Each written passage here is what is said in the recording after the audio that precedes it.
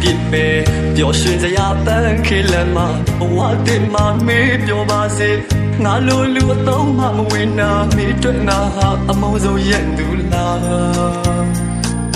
ဒီဘဝမှာတော့မင်းနဲ့မဖြစ်နိုင်ပဲအတိတ်ဆုတောင်းမှခဲ့လေလေကွာမျောလင့်ထားတဲ့စိတ်ကူးတချို့ဟာလမ်းခရီးတော့မှအိမ်မက်လို့ဖြစ်လာ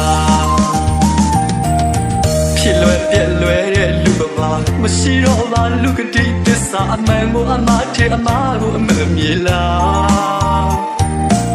အကျိုးလို့ညောင်ရည်လောင်းတယ်လို့အလိုရှိမှချစ်အောင်ဆောင်ပြလာ